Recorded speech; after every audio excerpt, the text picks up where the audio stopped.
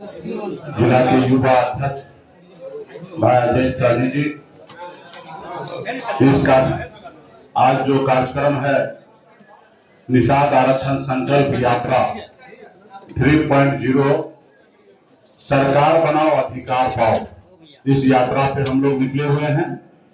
इस यात्रा में यहाँ कार्यक्रम में उपस्थित हमारे कार्यक्रम के अध्यक्ष कर रहे हैं भाई अशोक सहनी जी, मंच को संचालन कर रहे हैं अजय चौधरी जी। इस कार्यक्रम में उपस्थित हमारे पटना से आए बीजेपी पार्टी के वरिष्ठ नेता मधुकर आनंद जी और इस कार्यक्रम में उपस्थित बीजेपी पार्टी के राष्ट्रीय सचिव युवा नेता वरुण विजय जी सिंधी। भाई बिहार में डिप्टी सीएम बन जाता है, आपके गठबंधन का सरकार बनता है तो सरकार में आपका अधिकार होगा और जो अधिकार आपका कोई दूसरे लोग छीन के रखा है वो अधिकार आपको मिलेगा है साथियों। हमें किसी और का अधिकार नहीं चाहिए, हमें मेरा अपना अधिकार चाहिए। आज बिहार में जाति आधारित गणना हुआ है, बिहार में सिद्ध हो गया कि 10% निषाद समाज है। जब 3.5 लाख करोड़ रुपया का अगर बजट बनता है तो 10% अगर उसका हिस्सा होगा तो 28,000 करोड़ रुपया निषाद समाज के विकास के लिए खर्च होना चाहिए। आज 2800 करोड़ रुपया नहीं होता है, अरे 2800 छोड़िए 800 करोड़ रुपया खर्च नहीं होता आपके पीछे। आपका सारा का सारा आपका अधिकार दूसरे लोग ले रहा है, कोई सुनने वाला नहीं है। एक गांव में हम लोगों के गांव में कहावत है, निवरिया का जो भो तनव सबका भोजाई होता है। जो कमजोर होता है ना उनको हर तरह से लोग परेशान करता है। आप अपने आप में शक्तिशाली बनिए, मजबूत बनिए, अपने अधिकार के लिए लड़िए, संघर्ष कीजिए। अगर आप नहीं लड़िएगा तो कौन लड़ेगा आपके आने वाला पीढ़ी के लिए। आज मैं पटना में बैठता हूं, पूरे बिहार में हजारों का हजार संख्या में समस्या खड़ा होता है, हम कुछ नहीं कर पाते हैं, हम देखते रह जाते हैं। कितने लोगों को मदद करेंगे? क्या कोई हम रतन टाटा या अंबानी के घर में जन्म थोड़े लिए हैं, या मेरे घर में पेड़ थोड़े पैसे का है कि हम उसको बहुत कुछ मदद कर सकते हैं? कुछ नहीं कर पाते। देखते भाई इनका किडनी फेल हो गया, ये बीमारी है, वो बीमारी है, तरफ तरफ के मर जाते हैं, हम कुछ नहीं कर पाते हैं। सरकार सुन नहीं रहा, कितना भी फोन करो हर सर देखते हैं, बेड देते हैं, बेड देने से पहले उनका प्राण छूट जाता है। हमारे पास पैसा नहीं है कि प्राइवेट में इलाज करा लेंगे, आपके पास पैसा नहीं है कि प्राइवेट में इलाज करा लीजिएगा। जब तक आप गांव में आते हैं पैसा की व्यवस्था करने के लिए, अपने घर जमीन को बेचने के लिए आते हैं, तब तक आपका परिवार के लोग पटना में दम तोड़ देता है। यदि आपके पास सरकार होगा, पावर होगा, आपके परिवार के अपने लोगों के सही से उपचार होगा। आप सरकार में सिस्टम आइएगा, आपका अधिकार आपको मिलेगा तो 2 रुपये आप कमाइएगा। जब कमाइएगा तो आपके पास पैसा रहेगा, और जब पैसा रहेगा तो आपके घर में कोई भी मुसीबत होगा उसको मजबूती से सामना कीजिएगा।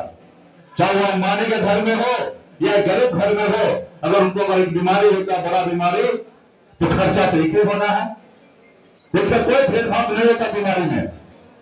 किसी गरीब के घर में अगर कोई बड़ा बीमारी हो जाए तो उनको मरने के अलावा कोई उपचार नहीं है। बहुत सारे लोगों के घर में अगर वो बीमारी होगा तो उनके पास पैसा है, वो इंडिया से लेकर विदेश तक जाके इलाज करके वो अपनी जिंदगी ले लेता है और आप अपनी जिंदगी को लौटा नहीं पाते हैं। ये समस्या है। आप जो एक जिला देखते हैं, हम पूरे बिहार को देखते हैं, हम देख रहे हैं क्या कैसी समस्या है। इसलिए साथियों, आपको तोड़ने के लिए, आपको बांटने के लिए तरह तरह के षड्यंत्र रच रहा है। आपके सामने में नेता खड़ा किया जाता है, कोशिश करता है कि हम नेता खड़ा कर दे, निषाद समाज को गुमराह कर दे। कल तक हमने जिसको टिकट देता था, जो हमारे पीछे घूमता था, आज उसको राज्य में मंत्री बना के, केंद्र में मंत्री बना के घुमा रहा है, क्योंकि आपको गुलाम बनाना है। वो कहते हैं ना, शिकारी आता और जाल बिछाएगा और आपको फंसाएगा, उस तरीके से षड्यंत्र रच रहा है। क्या भारत सरकार में मंत्री बना हमारे लोगों को खाना दे रहा है क्या? या राज्य में मंत्री बन गया खाना दे रहा है? नहीं, वो आपको गुमराह करने का काम कर रहा है। और ये सब हमारे और आपका देन है साथियों। अगर निषाद क्रांति का अगर मसाल नहीं जलता, आप अगर हमें अपना नेता नहीं मानते, आज मजबूती से बिहार में अपनी ताकत नहीं एहसास कराते, तो वो मंत्री बनाता नहीं बनाता। वो देखा कि 2024 में तेजस्वी प्रसाद यादव और मुकेश सहनी का जोड़ी जो है पूरे बिहार में हिट है, पूरे देश में हिट हो चुका है। वो देखा कि अगर इस जोड़ी को तोड़ना है अभी भी आ रहा है, गलती से माफ हुआ आई है। बोले भाई तुम्हारे अच्छे दिन में तुम्हारे साथ नहीं रहे तो तुम्हारे अभी बुरा टाइम में हम तुम्हारे साथ क्या रहेंगे। हम जहां हैं वहां सही है और मजबूती से अपने दम पर सरकार बनाएंगे और लालू प्रसाद यादव जी के विचारधारा को मजबूत करके आगे बढ़ेंगे। सामाजिक न्याय आगे बढ़ेगा, गरीब पिछड़ा का हक अधिकार मिलेगा। हम झोपड़ी में रहेंगे लेकिन झोपड़ी का बादशाह बन के रहेंगे। तुम्हारे महलों में आके हमें गुलामी नहीं करना, तुम्हारे महलों में आके गुलामी नहीं करना। और हमको फंसाने का कोशिश करता है, उनको पता है कि मलाह है, मलाह का काम ही है जाल में फंसाना। जाल में फंसने का काम कभी नहीं होता है, ठीक है। तो इसलिए आप निश्चित रहिए, आपने हम पे भरोसा किया, मरते दम तक आपके भरोसा को टूटने नहीं देंगे, सबको टूटने नहीं देंगे। सिर्फ जरूरी है आपका विश्वास साथ का। लोग तरह तरह की बात करेंगे कि भाई मोतिहारी लड़ाई वो क्यों नहीं जात को लड़ाया। अरे भाई शेर के सामने शेर लड़ाया जाता है, शेर के सामने में तो आप नॉर्मल नहीं लड़ा सकते हैं। या लड़ाएंगे तो उसके लिए पहले से तैयारी होना चाहिए। अशोक जी यहाँ पे बैठे हैं, हमने कहा आप लड़िए चुनाव, लेकिन अशोक जी के पास व्यवस्था नहीं था, तैयारी नहीं था। और कोई भी जंग जीतिएगा उसके लिए आपको पहले से तैयारी होना चाहिए। अगर कोई जंग के मैदान में जाइए सिर्फ तलवार लेके चले जाइएगा तो आप चुनाव जीत नहीं पाइएगा। तलवार चलाना भी आना चाहिए, उसके लिए ट्रेनिंग लेना पड़ेगा कि कैसे तलवार चलाया जाता, तब जाके तलवार लेके जाइएगा, तब दूसरे को शहीद कीजिएगा। वरना अगर आपके पास तलवार चलाने के लिए नहीं आता तो स्वतंत्र शहीद हो जाते। आज लड़ते 2-4 करोड़ रुपया खर्चा होता और शहीद हो जाते। तो भाई मेरा तो उद्देश्य क्या है, समाज को आगे बढ़ाना। हमें पिछली बार हमने लड़ा है रामचंद्र जी को सुबह से शहीद हो गए, जो भी जमा करके रखे थे बुढ़ापा के लिए सब खत्म हो गया, सही ना। और जीतते तो शायद सही रहता।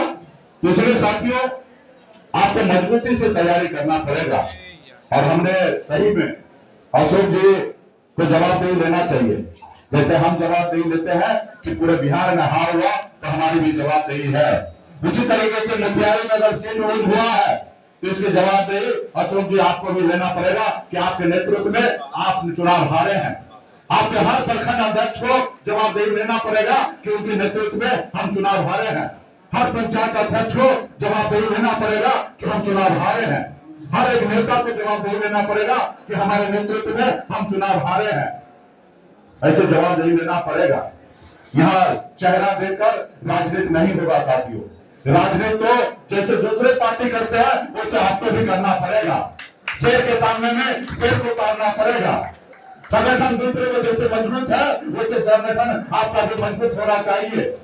अगर भाजपा का संगठन है मजबूत, उससे 20 संगठन आपका होना चाहिए, तब समझेंगे कि हाँ होगा। इसलिए 2 महीने का समय मिला है और 2 महीना पसीना बहाइए। हम तो 365 दिन के लिए पूरे 1 साल के लिए मैदान में निकल चुके हैं, लेकिन आप 2 महीना अगर मजबूती से काम कर लीजिएगा तो निश्चित तौर पर प्रखंड अध्यक्ष हो या पंचायत अध्यक्ष हो या बूथ अध्यक्ष हो, आप मजबूती से सूची बना के काम कर लीजिएगा। और जब काम कीजिएगा तो निश्चित तौर पर आपको सफलता प्राप्त होगा। और 2 महीना में अशोक जी का काम नहीं होगा तो मान लीजिए कि आपका कुर्सी पे खतरा होगा। फिर हम दूसरे पे जाएंगे और आप भी दीजिए, जो प्रखंड अध्यक्ष काम ना करे उनको बदलिए, उनको पार्टी में दूसरा जगह दीजिए। ये आज लाखों निषाद का, सिर्फ बिहार का नहीं, यूपी बिहार झारखंड 3 राज्य का निषाद लाखों की संख्या में, करोड़ों की संख्या में आज हमारे ओर देख रहा है कि मुकेश सहनी मेरे लिए कुछ करेगा। और मैं आप पे नजर रखा हूं कि आप हमारे लिए कुछ कीजिएगा। अगर आपसे नहीं होता तो आप अपना कुर्सी छोड़ दीजिए और आप दूसरे पद पे चले जाइए। जिस वक्त हमसे नहीं होगा उस वक्त हम छोड़ देंगे कि हमसे नहीं होगा। और जब तक हम अगर लड़ने मैदान में है तो इसका मार्ग मानिए कि हम घोषणा होगा। इसलिए साथियों आप जितना होटल उठा सकते उठा उठाइए। आपके पास कम समय नहीं है, काम धंधा दूसरा कर रहे, 1 दिन का समय निकाले तो 1 ही दिन निकालिए। ये पार्टी का जो 7 पद जो है वो मुख्य पद होता है, खास करके जो अध्यक्ष का पद जो होता है वो अहम होता है। तो अशोक जी आपने संगठन आपके जिला का 50% के आसपास बना है और भी संगठन मजबूत करना है। पूर्व में आपने प्रखंड अध्यक्ष बनाया है, लेकिन आप संशोधन कीजिए, उसमें देखिए कि भाजपा का प्रखंड अध्यक्ष कैसा है, आरजेडी का प्रखंड अध्यक्ष कैसा है, जेडीयू का प्रखंड अध्यक्ष कैसा है। ये 3 को प्रखंड अध्यक्ष देखिए और उसके अनुकूल आप भी अपना प्रखंड अध्यक्ष बनाइए। आप ऐसे प्रखंड अध्यक्ष बनाइए जो पूरा प्रखंड में लोग उसको नेता माने। आप एगो बच्चा को बना दीजिएगा, आप प्रखंड में भेज दीजिएगा, उसको कोई नेता मानेगा? नहीं मानेगा। भाई नेता तो उसी को मानेगा जिसके सम्मान पूरे प्रखंड का मालिक होता है। तो बूथ में भी अगर अध्यक्ष बनाते हैं तो सोच समझ के बनाइए कि उस बूथ के अंदर में सबसे सर्वश्रेष्ठ व्यक्ति जो है उन्हीं का बूथ अध्यक्ष बनाइए। अगर पंचायत अध्यक्ष अगर आप बनाते हैं तो मान के देखिए उस पंचायत के सबसे मजबूत साथी जो है उनको बनाइए प्रखंड पंचायत अध्यक्ष। उसके बाद अगर प्रखंड में जाते हैं तो प्रखंड में भी देखिए कि प्रखंड में जो सबसे होशियार व्यक्ति है उनको बनाइए, अभिभावक को बनाइए। कुछ जगह तो बाल पकेगा ना तब इज्जत मिलता है, जब तक बाल काला है तब तक इज्जत नहीं मिलता है। वो चाहिए छावा है, क्या करेगा। तो आप उम्र के अनुकूल उनके उस क्षेत्र में उनकी पहचान कितना हो। अब पता चला सुबह शाम दारू पी रहा है, दारू बंद है लेकिन फिर तो नहीं पी रहा लोग। अब दारू पी रहा, उल्टा सुल्टा काम कर रहा, उसको आप प्रखंड अध्यक्ष बना दीजिएगा तो कैसे चलेगा, कैसे उसको सम्मान मिलेगा। जिसको गांव में सम्मान नहीं मिल सकता उसका प्रखंड अध्यक्ष बना दीजिएगा तो कैसे आपके लिए काम करेगा। प्रखंड अध्यक्ष तो एक क्वालिटी होना चाहिए कि उसके नाम पे प्रखंड चले। उसी तरीके से जिला अध्यक्ष जैसे हमने आपको चुना है, हमने जिला में सबसे सर्वश्रेष्ठ अच्छा लोगों को चुना है कि जिसके पास अपना संसाधन हो, 10 रुपया खर्चा करने का क्षमता आप में है। ये नहीं आप इंतजार कीजिएगा कि कोई गाड़ी में तेल भराएगा तभी घूमिएगा।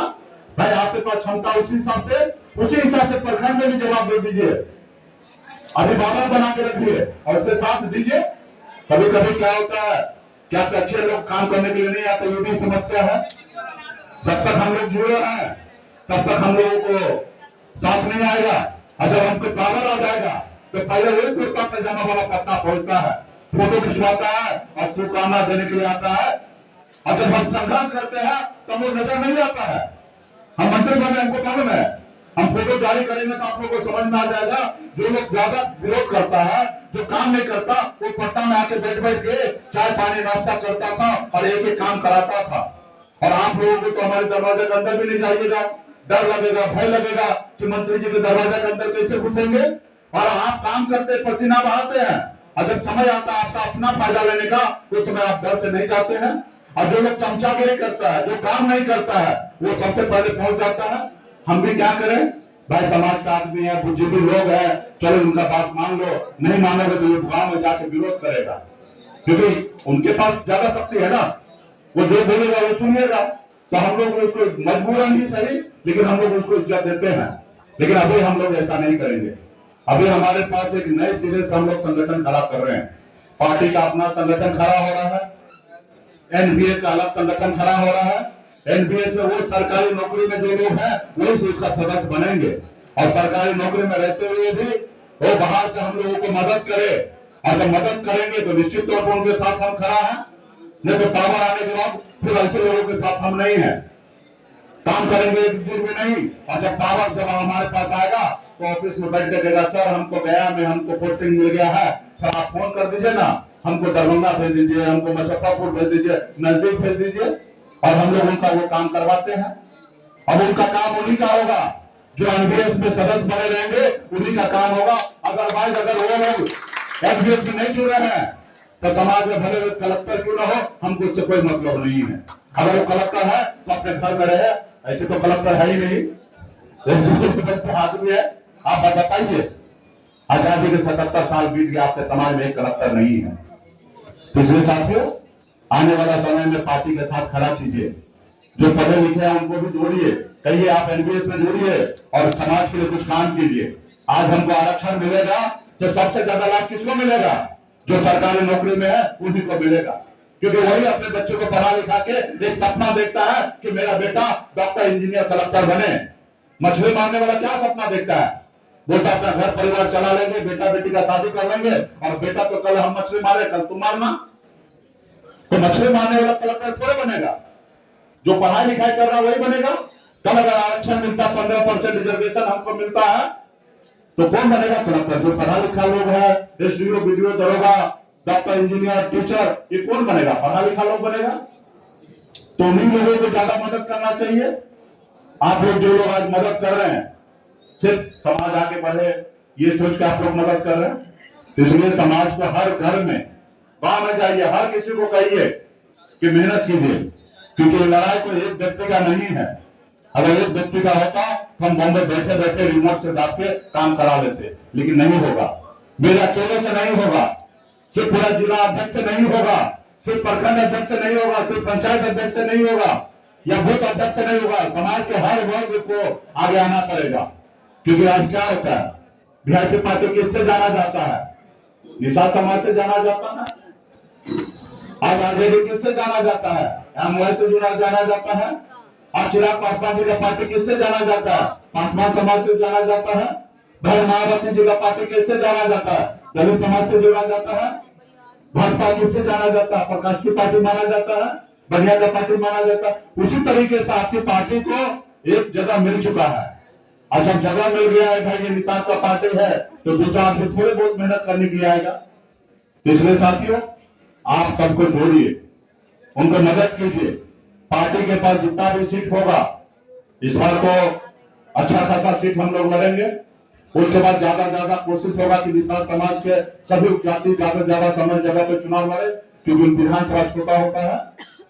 और उसके बाद भी आप ज्यादा ज्यादा 40% सीट पर ही आप लड़िएगा। 60% सीट जो होगा वो दूसरे जाति धर्म के लोगों को लड़ाना पड़ेगा। इसके लिए आपको दूसरे लोगों को जोड़ना पड़ेगा, उनसे काम करवाना पड़ेगा, उनके क्षेत्र में पहचान बनवाना पड़ेगा, ताकि जब चुनाव का समय आएगा तो वह मजबूती से आपके साथ खड़ा रहेगा। और रेडीमेड लोग आएंगे, आपके पास पहले से जुड़ा हुआ नहीं रहेगा। रेडीमेड आएंगे, चुनाव लड़ेगा, फिर हार जाएंगे। वही अगर आपका अपना लोग रहेगा, जो खून पसीना बहा के मजबूती से पार्टी में काम कर रहा है, वो हमेशा आपके साथ रहेगा।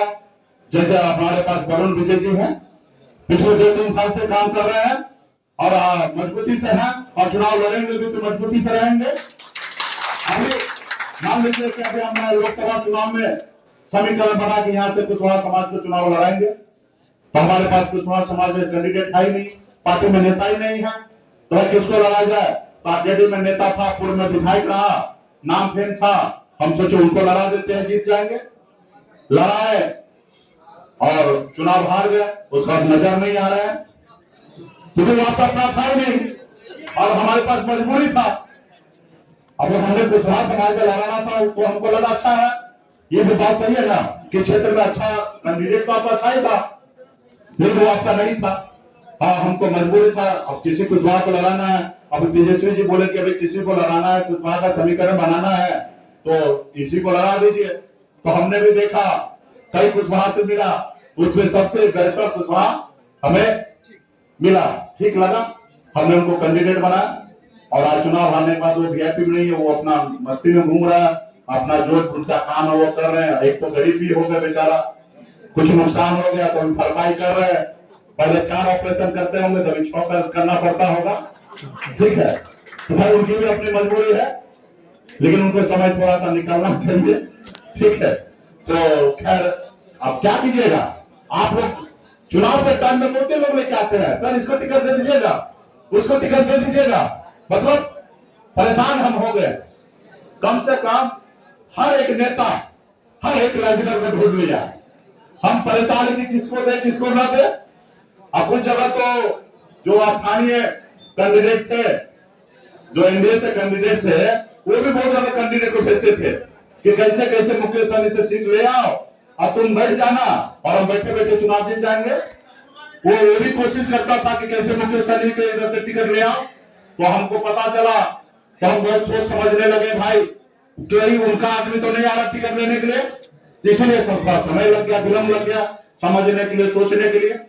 तो वही अगर पहले से अगर पार्टी में अच्छे कैंडिडेट, अच्छे लोगों को जोड़ लीजिएगा, तो चुनाव के टाइम में उसको चुनाव जीतने में आसानी होगा, आपका अपना पदाधिकारी होगा।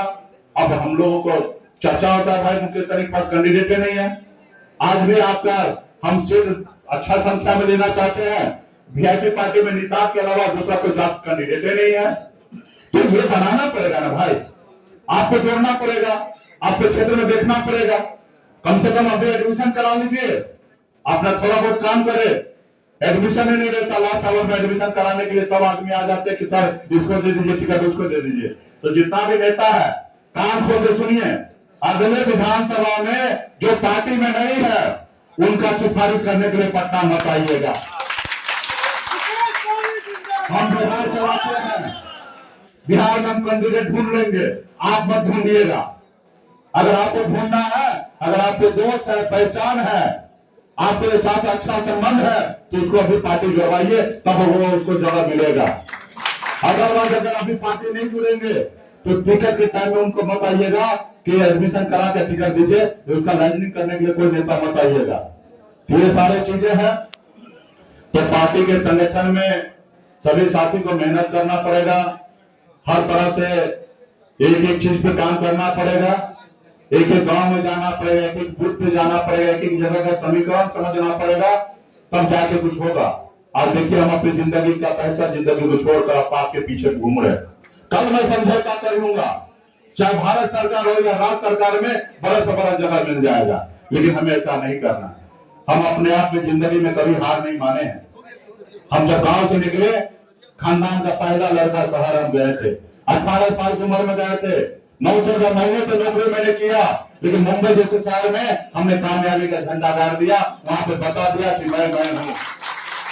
अपने आप में परिवर्तन लाया और बिहार में भी आया, 18 में पार्टी बनाया और 2 साल के अंदर में 20 में सरकार का हिस्सा बन गया। और सिर्फ सरकार का हिस्सा नहीं, हम लॉर्डर नहीं लीडर बने साथियों, लीडर बने। हम सरकार चलाते थे, आपने देखा ना, मंत्री कहते कि हमारा बात चपरासी नहीं सुनता है और मेरा बात सचिव नहीं सुनता था, तो सचिव हटा दिए देते थे। ये हमारी ताकत होता था। मुख्यमंत्री जी से पूछ के ले जाते थे उनसे मिलने के लिए, सीधा उनके ऑफिस में इन्फॉर्म कर देते थे कि हम आ रहे हैं, और जब जाते थे तो मुख्यमंत्री का दरवाजा खुलता था और वहां पे मजबूती से अपनी बात करके हम लौटते थे। 1 मिनट भी हम इंतजार नहीं करते थे मुख्यमंत्री जी को, क्योंकि उनको भी पता था कि 4 तो विधायक जी का है ना, खुर्सी का 4 पांव में 1 पांव तो सनी जी का है। ये अगर नाराज हो गया तो दिक्कत होगा। और अगला तो डिप्टी सीएम और मंत्री बनाने के लिए रेडी है, लेकिन हम ईमानदारी के साथ खड़ा रहे। हम एकलव्य के वंशज हैं, हम वीर अमर शहीद जुब्बा सैनिक के वंशज हैं, वीरांगना फूलन देवी के वंशज हैं। हम कभी किसी के साथ गद्दारी नहीं करते साथियों, हम कभी किसी के साथ गद्दारी नहीं करते, और उसी तहत हम मजबूती से खड़ा रहे। इसलिए साथियों, आपने बता दिया ना, बिहार को निषाद मल्ला का बेटा विधायक बना सकता है, तो आने वाला समय में 4 नहीं 40 विधायक बनाएंगे, ऐसे संकल्प लीजिए साथियों, तब जाके अपने सरकार में अधिकार होगा। आज बिहार में ये क्लियर है कि हम अगर साथ में है, हमारा तेजस्वी जी का जोड़ी अगर मजबूती से साथ खड़ा रहे, तो बिहार में सरकार हमारी बनने वाला है, कोई किंतु परंतु नहीं है, और अच्छे संख्या में हम सरकार बनाएंगे। इसलिए साथियों, ये सभी का जवाबदेही है, ये मौका बार बार नहीं मिलेगा। ये मौका अब हम भी बहुत थक चुके हैं, 10 साल से आपके पीछे जितना हो सका उतना खर्चा किए हैं। आप सबको पता है, 1 रुपया आप लोग सब चंदा नहीं लेते हैं, कहां से लगा करते हैं, कैसे करते हैं, सब हम मैनेज करते हैं। आप भी खर्चा करते हैं, ऐसी बात नहीं कि आप नहीं खर्चा करते। आज अपने घर से चल के आए, गाड़ी में तेल भराए होंगे, कहीं नाश्ता किए होंगे, चाय पिए होंगे, किसी को साथ में लाए होंगे, आप भी खर्चा करते हैं। हम थोड़े हॉल बुक किए हैं, पार्टी के नेता बुक किए हैं। जो भाई जो भी करना आप अपने दम पे कीजिए, जितना कर सकते कीजिए, और अच्छे तरीके से स्वागत हुआ है। अब विशेष तौर पे आपके चंपारण के धरती पर हम लोग पहुंचे हैं और बहुत ही अच्छा से जिला कमेटी और पार्टी के सभी नेतागण अच्छे से स्वागत किए हैं। जबकि हमारा बड़ा तामझाम वाला कार्यक्रम अभी नहीं है, तामझाम वाला कार्यक्रम जो है 25 जुलाई के बाद होगा। अभी तो हम सादगी में आए हैं, हर एक नेता से मिलेंगे, कहाँ समस्या, क्या दिक्कत है, कहाँ चुनाव जीत सकते हैं, कौन सा सीट पर तैयारी करना चाहिए, किनको नेता बनाना चाहिए, आज उसका चर्चा करेंगे। अभी से लेकर रात भर हम यहाँ यही रहेंगे। जिनको पर्सनली मिलना है, अशोक जी से बात कीजिए, पर्सनल आइए, बताइए। अशोक जी का अगर शिकायत करना, वो भी आके शिकायत कीजिएगा। कोई जिला में समस्या, वो भी गोपनीय तरीके से आके बताइए। हम आज से लेकर कल तक आप ही के जिला में है, और शांति से एक एक चीज को समझेंगे, और एक एक समीकरण आप लोग से समझने के बाद हम लोग उस सीट पर दावेदारी पेश करेंगे, और किस सीट पर किस नेता को खड़ा होकर तैयारी करना चाहिए, उसका मंत्र आपको देके जाएंगे। ये करने के लिए हम आए हैं। और आप लोग गांव में सब लोग से तो नहीं मिल पाएंगे, लेकिन जब हमारे नेता गांव में जाए तो नेता को रिस्पेक्ट कीजिए और नेता में जवाबदेही लीजिए, गांव में जवाबदेही लीजिए, क्योंकि आपके भरोसे हम हैं और आप भी हमारे भरोसे हैं और हमसे ज्यादा काम का आदमी आप है। दिल्ली में या पटना में लाइजनिंग करने का काम हमको हमारे ऊपर छोड़ दीजिए, बाकी काम तो आप ही को करना ना भाई। वोट गिरवाना जितवाना काम आपका है। हम कितना भी अच्छा लाइजनिंग कर ले, हम मान लीजिए 19 में 2 4 सीट 3 सीट लिए, अभी 24 में 3 सीट ले लिए, हम लेने का काम में तो ले रहे हैं, लेकिन हम लेके आपको दे रहे हैं और जब आपको दे रहे हैं तो उसको संभाल नहीं पा रहे हैं। तो वोट पर तो आपको जाना है ना, पंचायत में आपको जाना है। हम कहां से पहुंचेंगे? बिहार में 8,500 पंचायत है, हम कैसे पहुंचेंगे? हर रोज अगर एक पंचायत में भी जाना अगर पड़े तो कितना समय लग जाना मालूम है? तकरीबन 10 साल। अगर हर पंचायत में रोज अगर हम जाए, 8,600 पंचायत है और नगर निगम मिला के कर लीजिए तो 10 साल लगेगा। अगर आज चालू करेंगे हर पंचायत में घूमने का तो 10 साल लगेगा। 10 साल के बाद फिर से वो पंचायत में हम आएंगे। अब बताइए कैसे होगा? 72,000 से अधिक बूथ है, अब कैसे हम बूथ पे पहुंच जाएंगे? तो इसलिए मजबूती से काम कीजिए और अगला चुनाव तो बहुत ही स्पेशल होगा, संगठन मजबूत होगा, क्योंकि एक तरफ तेजस्वी जी का हेलीकॉप्टर उड़ेगा, एक तरफ वीआईपी पार्टी का हेलीकॉप्टर उड़ेगा, अलग अलग कार्यक्रम बनेगा, क्योंकि एक साथ कार्यक्रम करेंगे तो सक्सेस होगा नहीं, क्योंकि 45 दिन में 250 रैली नहीं हो सकता है। 250 कैंडिडेट है, हर कैंडिडेट के पास जाना है, तो कुछ कैंडिडेट के पास हम जाएंगे, कुछ कैंडिडेट पे वहां जाएंगे, कुछ जगह पे राहुल गांधी जी जाएंगे, सभी गठबंधन के लोग जाएंगे। और जब रैली होगा तो आप स्वतः आपको रैली कराना है, तो आपका बूथ कमेटी प्रखंड कमेटी मजबूती से स्ट्रॉन्ग होगा, तब ना आप लोग मीटिंग में लेके जाइएगा। और रात कल रैली है, आज रात को पता चलेगा आपको। तो इस तरीके से सब व्यवस्था करना पड़ेगा। तो आने वाला समय बहुत कठिन है, इसलिए अंतिम में जो काम करना वो अभी कीजिए। 10 साल से आप लोग पसीना बहा रहे हैं। इस हॉल में जितने भी आदमी हैं, इसमें से 80% लोग 10 साल से पसीना बहा रहे हैं, लेकिन उपलब्धि हासिल नहीं होता है। तो जमकर पागल के जैसे जब चुनाव का समय आ जाए, जब 14 दिन हो जाए, कैंडिडेट का नाम घोषणा हो जाए, कुछ नहीं सुनना है, किसी का नहीं सुनना है। आप अपने कैंडिडेट के लिए खड़ा हो जाइए। वो कैंडिडेट नहीं, आप जीतिएगा, ये मान के लड़ा लड़िएगा। चुनाव के टाइम में होता है कि कैंडिडेट महोदय हमको चाय नहीं दिया, पानी नहीं दिया, गाड़ी में पेट्रोल नहीं दिया। अरे भाई 365 दिन आप हजारों का 1000 रुपया खर्चा कर दिए और चुनाव के टाइम में आप मेहमान बन जाते हैं कि जब तक हमारे गाड़ी में तेल नहीं देगा तो घूमेंगे नहीं। कमाल की बात कहते हैं। अरे वो कैंडिडेट आपका है, चुनाव में कैंडिडेट के पास समय रहता है, और सब आदमी को कैसे कैंडिडेट मैनेज कर लेगा? कैंडिडेट जानता नहीं, पहचानता नहीं, और वो निकल के 500 देते रहेगा और चुनाव आयोग पकड़ के जेल डाल देगा। तो एक सीमित है खर्चा करने का। वहां पे चुनाव जब लड़ा जाए तो आप अपने शरीर के अनुकूल, अपने क्षमता के अनुकूल 2,000 5,000 मन में बना लीजिए कि हम अपने प्रत्याशी के लिए अपना जेब से खर्चा करेंगे।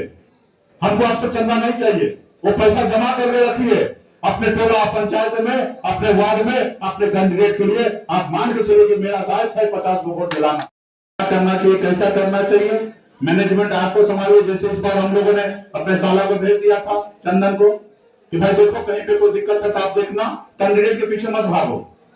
कैंडिडेट को हम चुनाव लड़वा रहे हैं ना, कैंडिडेट को परेशान मत करो। इसलिए सारा चीज को आपको समझना पड़ेगा।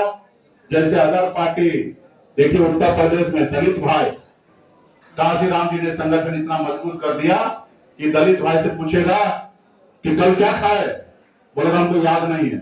कल क्या खाओगे तो उनको याद नहीं है, लेकिन उनको पूछेगा 5 साल पहले किसको वोट गिरा है, तो बोलेगा कि हम हाथों पे गिरा है। आप उसे जाइए कोई गांव में, यादव टोला में, पूछेगा कि आपका चुनाव चिन्ह कौन है, तो बोलेगा लालटेन है। आप किसको वोट गिराइएगा, तो लालटेन। तब पार्टी मजबूत होता है, तब आपका मुख्यमंत्री बनेगा। तो इसलिए साथियों, एक एक गांव में घूमिए, गांव का नेता बनिए, गांव का नेतृत्व कीजिए। मुकेश सहनी आपका नेता बनेगा, गांव का नेता आपको बनना पड़ेगा, तब जाके चलेगा। हमारी बात गांव में ना सुने, आपकी बात सुने, ऐसे आपको काम करना पड़ेगा। जब 2014 में हम पहली बार बिहार में उतरे और इतना हमने अपने क्षेत्र में काम किया था, अपने लोगों के लिए मदद किया था, तो हम पहली बार मैदान में उतरे तो समझौता हुआ, भाजपा को मदद करना है। और हमारे जगह कीर्ति आजाद जी सांसद कैंडिडेट थे। जब हम अपने लोगों के बीच में जाते थे, उनको वोट के लिए कहते थे और हम कहते थे कि मोदी जी को जिताना, अच्छे दिन लाना है, तो बोलता कौन है मोदी फोदी, हम मोदी फोदी को नहीं जानते हैं। आप आए, हम आपको अपना नेता मानते हैं, आप जिसको कहिएगा उसको हम वोट देंगे। उन्हें जानता था मोदी जी को, अभी भले जानने लगे, लेकिन 14 में गांव में मोदी जी को नहीं जानते थे। वो कहते थे कि आप आ गए ना, आप हमारे नेता, हम आपके कहने से काम करेंगे। उसी तरीके से आपको पार्टी का इतना मजबूत नेता बनना है कि गांव में आप जाइए तो आपके नाम पे वोट गिरे, अभ्यर्थी पार्टी के नाम पे वोट गिरे, किसी व्यक्ति विशेष के नाम पे ना, आपके कहने पे वोट गिरे। इस तरीके से संगठन को मजबूत कीजिए साथियों। इसलिए तमाम साथी आए हैं, आप सभी को बहुत बहुत धन्यवाद है। खाना पीना व्यवस्था है, तो खाना पीना आप लोग खाइए, और जो बात हमने रखा है ये गंभीरता से सोचिए।